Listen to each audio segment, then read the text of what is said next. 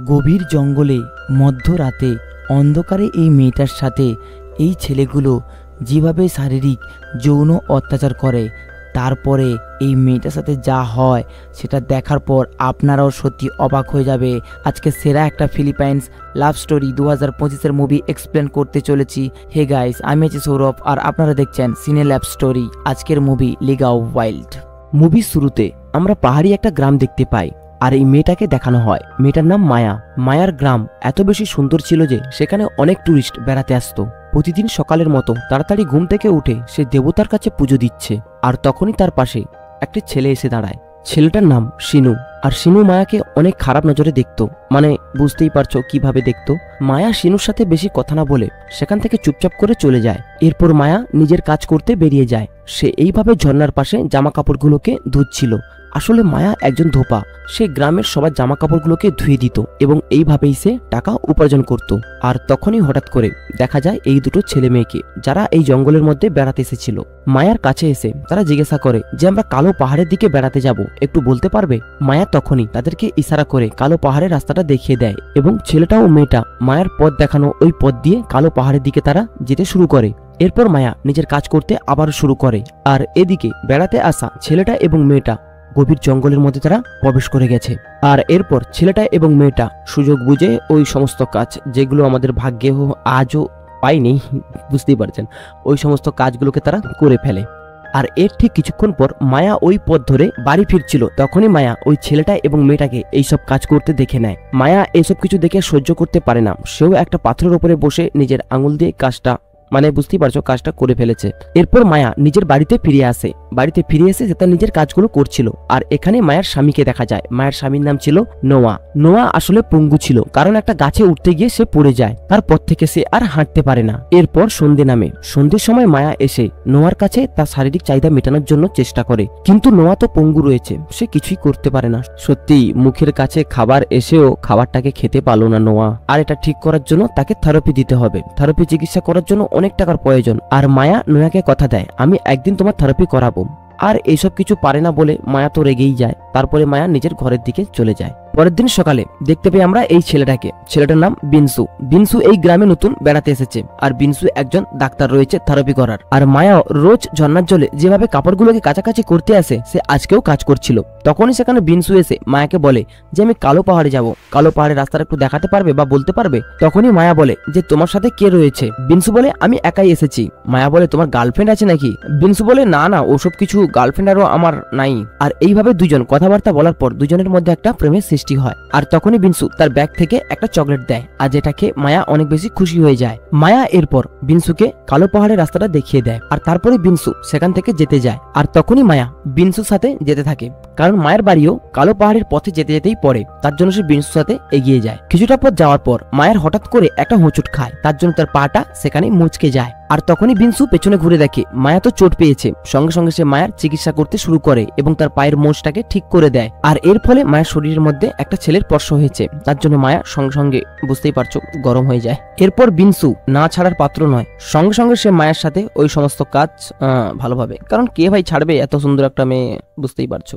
ঠিক পরের দিন মায়া একজন গ্রামবাসীর সাথে হিসাব নিকাশ করছিল। আর তখনই সেখানে বিনসু এসে পৌঁছয়। যখনই গ্রামের লোকটা সেখান থেকে চলে যায়, বিনসু মায়ের কাছে চলে আসে। আর মায়া বিনসুকে দেখে অবাক হয়ে যায়। আর তখনই মায়া হঠাৎ করে বিনসুকে বলে তুমি এখানে কি করে এলে? আর এরপর বিনসু বলে আমি এই পথ ধরে যাচ্ছিলাম আর তোমাকে দেখতে পেয়েছি, তার জন্য এখানেই দাঁড়িয়ে গেলাম। এরপর বিনসু আর মায়ার মধ্যে ভালোবাসা তৈরি হয়। আর তখনই মায়া বিনসুকে বলে আমার কিন্তু বিয়ে হয়ে গেছে, আমার স্বামী রয়েছে, কিন্তু আমার স্বামীটা পঙ্গু রয়েছে, স্বামীর দুই পা একদম অবশ রয়েছে, সে কিছুই করতে পারে না। এরপর বিনসু এটা শুনে সত্যি একটু হতাশ হয়ে যায়। তারপরে বিনসু মায়াকে বলে আমি একজন থেরাপি ডাক্তার রয়েছি, আমি তোমার স্বামীর পাটাকে ঠিক করে দিতে পারি। বিনসুর এই কথা শুনে মায়া আর বেশি দেরি করে না। সে তার নিজের বাড়িতে বিনসুকে নিয়ে আসে এবং তার স্বামীর সাথে পরিচয় করায়। মায়া নোয়াকে মিথ্যে কথা বলে। আর তখনই নোয়া মায়াকে জিজ্ঞাসা করে যে এটা কে রয়েছে, আমি তো চিনতে পারছি না। তখনই মায়া বলে এটা শহর থেকে আসা একজন ডাক্তার রয়েছে, যে এখানে বেড়াতে এসেছে। আর গ্রামের লোকেরা তাকে আমার বাড়িতেই পাঠিয়ে দিয়েছে, কারণ সে তোমার চিকিৎসা করার জন্য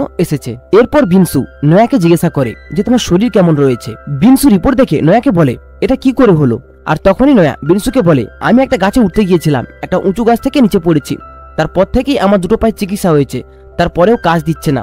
একদম আমি দুই পায়ে ভর দিয়ে হাঁটতে পারি না। আর এরপর বিনসু নয়ার পায়ের মধ্যে হাত দিয়ে থেরাপি করতে শুরু করে দেয়। এই সমস্ত কাজ হওয়ার পর মায়া বিনসুকে পথ দেখানোর জন্য জঙ্গলে হাঁটতে শুরু করে।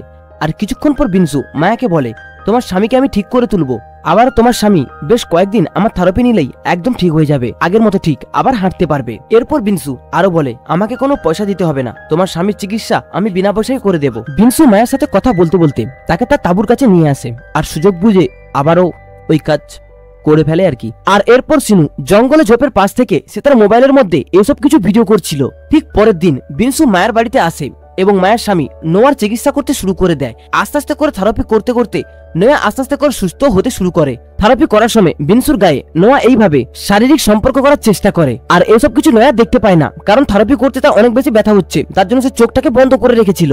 আর এর জন্য বিষ্ণু এবং মায়ার করা কীর্তি দেখতে পায় না নোয়া। ঠিক পরের দিন মায়া আবার কাপড়গুলোকে কাছাকাছি করতে আসে ঝর্ণার জলের পাশে। আর তখনই সেখানে বদমাস ছেলে সিনু চলে আসে। সিনু এসে মায়াকে ওই ভিডিওগুলো দেখায়। আগের দিন মায়া বিনসুর সাথে যা করছিল সেগুলো সব দেখায়। আর এই ভিডিও দেখে মায়া সিনুর উপরে অনেক বেশি রেগে যায়, বলে তুমি কি পাগল রয়েছো নাকি? আর তখনই সিনু মায়াকে বলে, আমাকে ওই সমস্ত কাজ বিনসুর সাথে যেগুলো করেছো ওইগুলো আমাকে করতে দিতে হবে, তাহলে আমি তোমাকে ছেড়ে দিতে পারি। মায়া এটা একদম রাজি হয় না। তখনই সিনু বলে, যদি তুমি রাজি না হও তাহলে এই ভিডিওটা তোমার স্বামী নয়াকে দেখিয়ে দেবো। আর তখনই মায়া অনেক বেশি ভয় পেয়ে যায়, আর সে কি বা করবে। আর এই ফায়দা নিয়ে সিনু মায়ের সাথে শারীরিক সম্পর্ক করা শুরু করে দেয়। এরপর রাতে মায়ার একদম ঘুম আসে না, কারণ সে এইভাবে সিনুর সাথে একটা কাজ করেছে। ঠিক পরের দিন সকালে আবারও বিনসু চলে আসে, কারণ সে আজকে নয়ার থেরাপি করবে।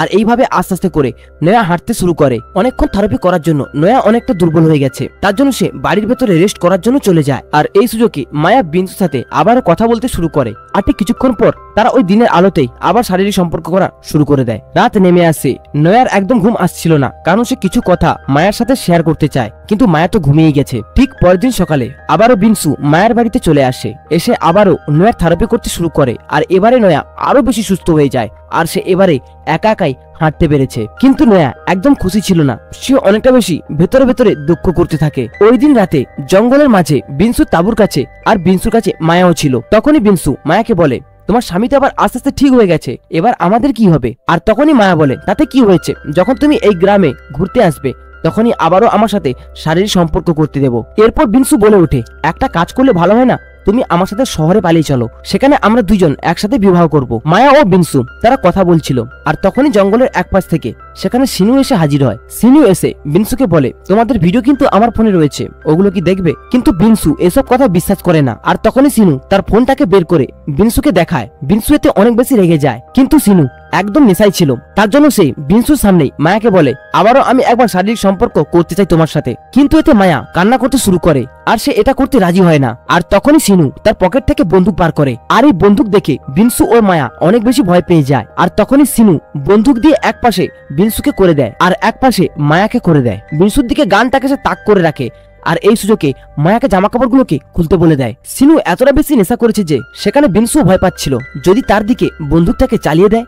সিনু সময় নষ্ট না করে মায়ার সাথে শারীরিক সম্পর্ক করতে শুরু করে দেয়, আর সবকিছু বিনসুর সামনেই করছিল। আর এরপর তখনই সেখানে পেছন থেকে নয়া চলে আসে। নয়া এসে একটা শক্ত ডান্ডা দিয়ে সিনুর মাথার মধ্যে আঘাত করে, আর সিনু সেখানেই অজ্ঞান হয়ে যায়। আর এরপর নয়া মায়া এবং বিনসুর কাছে সবকিছু খুলে বলে, আর সে সবকিছু আগে থেকে জেনে গেছে। নয়া বলে, ওই দিন সকালে বিনসু মায়ের সাথে যখন শারীরিক সম্পর্ক করছিল দিনের আলোতে, তখনই সবকিছু লুকিয়ে লুকিয়ে নয়া দেখে ফেলেছিল। নয়া আরো বলে, কারণ আমার সেখানে কিছু করার ছিল না। সে দুঃখে অজস্র কান্না করতে থাকে, কারণ সে তো মায়াকে এতদিন ধরে সুখ দিতে পারেনি, এর জন্য সে ভেতর থেকে আরো ভেঙে পড়ে। মায়া ও বিনসু নয়ার এসব কিছু কথা শুনে তারা অনেক বেশি লজ্জা পায়, আর তারা দুইজন নয়ার কাছে ক্ষমা চায়, আর নয়া তাদেরকে ক্ষমা করে দেয়। ঠিক পরের দিন গ্রাম ছেড়ে যখন বিনসু শহরে যাবে, তখনই নয়া বিনসুকে বলে দেয়, আর এই গ্রামে তোমাকে যেন না দেখতে না পাই, আর আমার স্ত্রীর কাছ থেকে দূরে দূরে থেকো। এসব কিছু শুনে বিনসু অনেক লজ্জা পায়, আর সে সেখান থেকে চলে যায়। এরপরে মায়া নয়াকে বলে, আমাকে ক্ষমা করেছো তো? নয়া বলে, আমি ক্ষমা করেছি। আর এরপর থেকে নয়াও কিন্তু শারীরিক দিক থেকে একদম সুস্থ হয়ে যায়। তারপর থেকে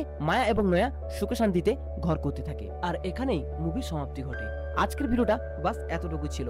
যদি আপনারা আমার সাথে কথা বলতে চান তাহলে অবশ্যই আমার ডেসক্রিপশন বক্সে লিংক দেওয়া আছে ফেসবুক এবং ইনস্টাগ্রামে, সেখানে আসো, জমিয়ে আড্ডা হবে, কথা হবে। ভিডিও ভালো লাগলে শুধু একটা লাইক করে দেবে, সাবস্ক্রাইব করতে হবে না। দেখা হচ্ছে পরে কোনো নতুন এক্সপ্লেন নিয়ে।